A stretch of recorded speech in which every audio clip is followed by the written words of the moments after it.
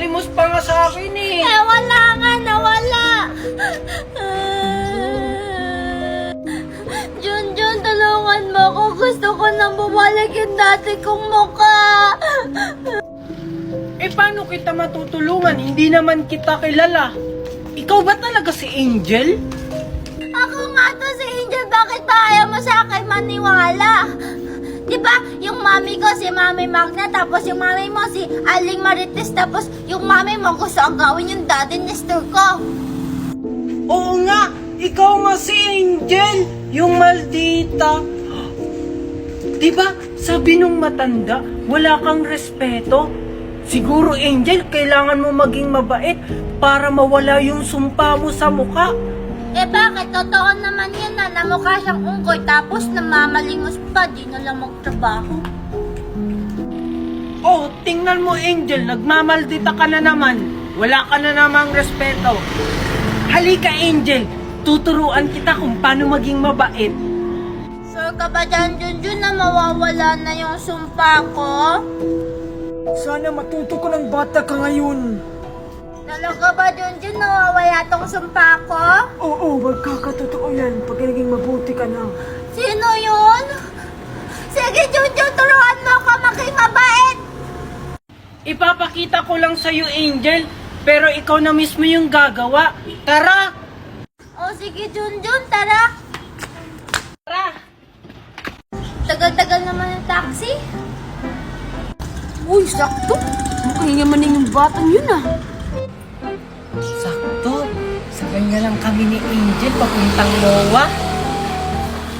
Ay, ano ba yan? Hi Angel! Hi, Junjun, saan ka pupunta? Sa puso mo, joke lang. Sa MOA, gusto mo sabay tayo? Ah, sige, Junjun, sa MOA din ako pupunta eh. Pagkakataon ko na to. Ay, naku, wala namang dumadaan. Junjun, mag-grab na lang kaya tayo. Oo nga no, sige! Sige. Huwag na to. Kuya, wag po. Kuya, wag po. Ako na lang po yung hold upin nyo. Wag lang po si Angel. Ah, ganun ba? May naman ba yung bag mo? Opo. May wallet po dito. Ito po, oh. O, akin na. Madali lang pala kayong kausap eh. Umalis ka na dito. Sige po. Angel, mag-ingat ka at umuwi ka. Tatawag ako ng polis. Ang daming laman. Ang galing mo talaga. Akin na. Wala kasi akong pang MOA eh. Oh, ba't ganun yung itsura mo? Walang iyang Junjun yun. Walang laman. Akala nyo maiisahan nyo ako, ha?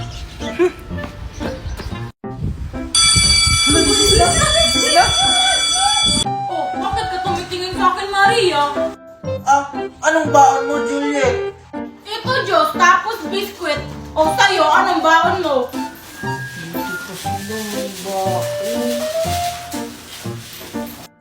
Sa akin, zitso, tsaka saging, masustansya. So cheap! Sa akin, meron akong isang pack na biskwit. Meron pa akong chichirya dito. Tsaka meron pa akong Chucky. Oh, Danica, ang dami naman yan. Pahingi naman kami ng tag-iisa lang. Oo nga, Danica. Gusto mo palit na lang tayo? Ganito kasi palagi baon ko, nakakasawa na. Ayoko nga, baka hindi yan masarap. Bibigyan ko na lang kayo ng tig-isa. O, ito sa'yo. O, ito sa'yo, Maria. Wow! Ang bait mo naman! Ah, salamat, Danica. Oh, Junjun, ba't hindi ka pa naglalabas ng pagkain? Anong baon mo?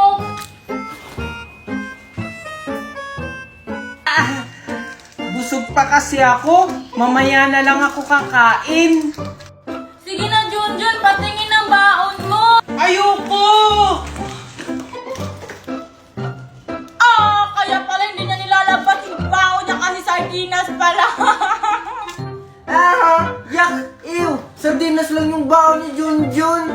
Uy, grabe naman kayo kay Junjun, porket sardinas yung baon niya.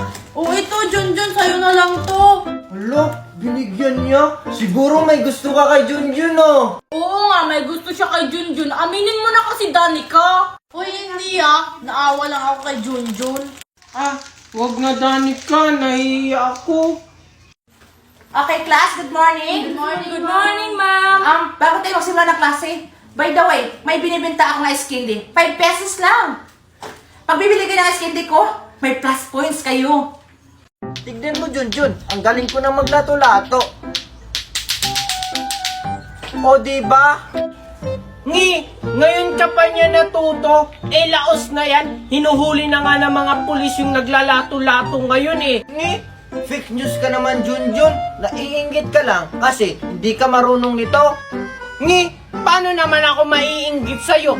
May laruan din naman ako. Mas maganda pa dyan. Ha? Asan? Wala ka namang laruan? Siguro, invisible yung laruan mo. Kasi, naiinggit ka lang. Invisible? Malamang, hindi ko dala yung laruan ko. Pag nakita mo yung laruan ko, siguradong maiinggit ka sa akin. Paano naman ako maiinggit? Wala yung laruan mo. Asan ba kasi yung laruan mo? Ipakita mo nga. Sige, kukunin ko sa bahay ha. Diyan ka lang ha. Huwag kang maiinggit ha. Sige, bilisan mo ha. Ano kaya yung laruan ng Junjun? Siguradong maiinggit si Maria sa akin. Ano naman? Oh, yasa na yung laruan mong pinagyayabang mo? Oh, tingnan mo! Ang ganda ng laruan ko! Yan lang, water gun. May ganyan din naman ako sa bahay. Hindi naman to water gun. Bubble guns to. Tingnan mo. Bubble gun daw. Wala namang bulang lumalabas. Sira na ata yan. Hindi to sira. Nakalimutan ko lang lagyan bala. Diyan ka lang, wait ka lang dyan ha. Tingnan mo, hindi to sira. Diba? Ang daming bubbles na lumalabas. Teka. Pila mo na kayo dyan, pila. Wala daw Maria po. Kababata pa, nagjujuwa na agad. Hindi po kami magjowa, mag-best friend po kami. Magkasabay lang, magjowa agad. Wala akong pakialam. Buksan yung bag niya. Bilis! Upal talaga.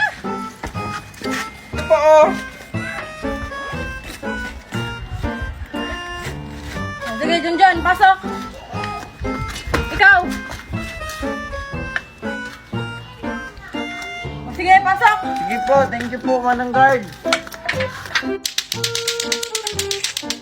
Tingnan ko lang kung hindi pa ako papapasukin ni Manong Guard. Ang galing ko na kaya maglato-lato. Tsaka naka-full uniform pa ako. La. Oh, Manong Guard, naka-full uniform na ako. Tsaka magaling na ako maglato-lato. Baka hindi mo na naman ako papapasukin. Pasaway ka talagang bulilit ka, no? Hindi mo ba alam yung bagong patakaran ko sa school? Ha? Ano yung namang bagong patakaran na yan, Manong Guard? Ang dami niyo namang pauso.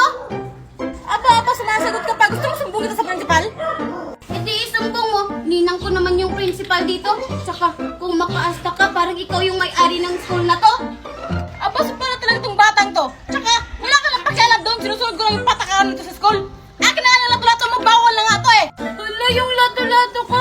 Diba nung nakaraang linggo, pinauwi mo ko dahil hindi ako marunong maglato-lato. Tapos ngayon, pinagbabawal nyo na.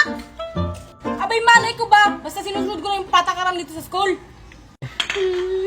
Ano na ba to? Ay, Manong Guard! Yung crush mo, oh! Ops! Di mo na ako maloloko. Kala mong bata ka, mahuhuto mo na naman ako? Hindi mo talaga ako papapasukin, ha?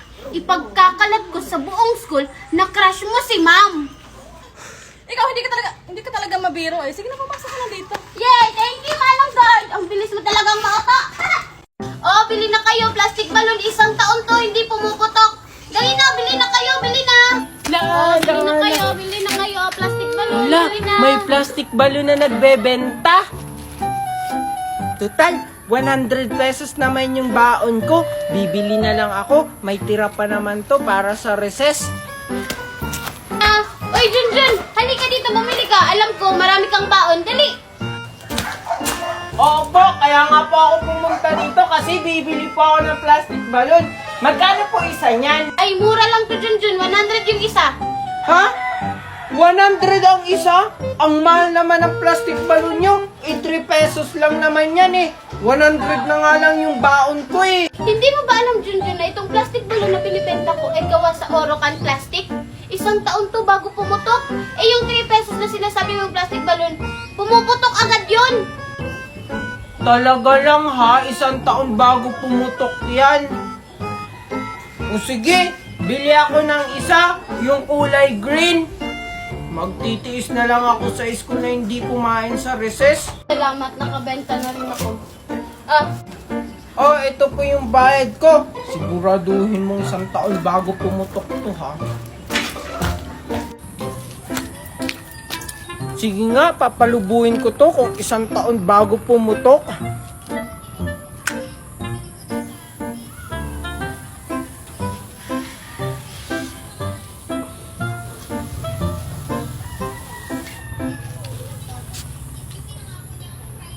Wow, ang laki!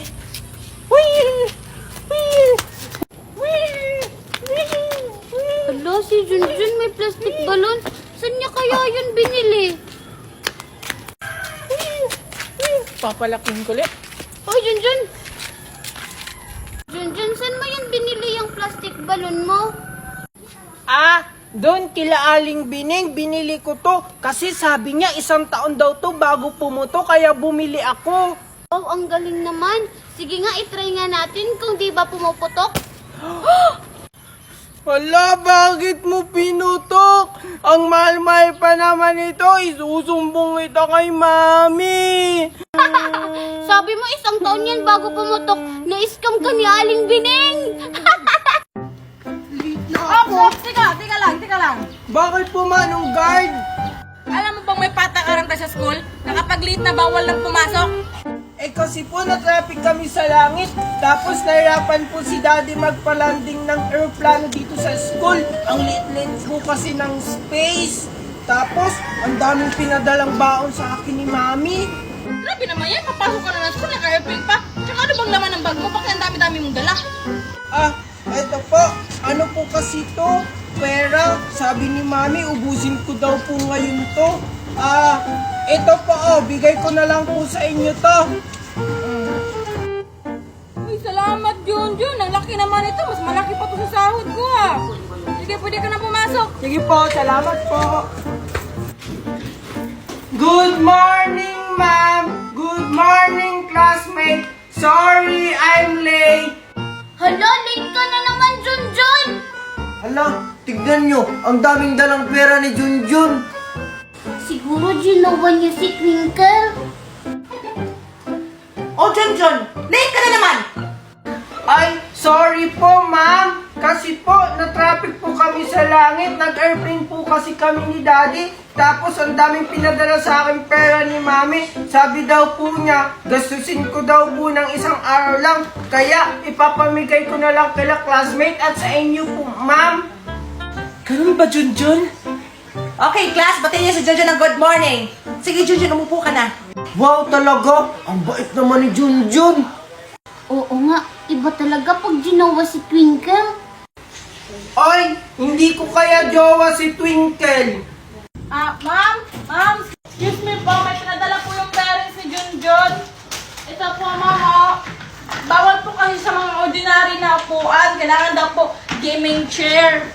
Ay, grabe na talaga si Junjun, no? Sensitive na sa mga upuan na ganito. Oo nga, ang arte-arte naman ni Junjun. Naging mayaman lang. Ay, thank you po, Manong Guard.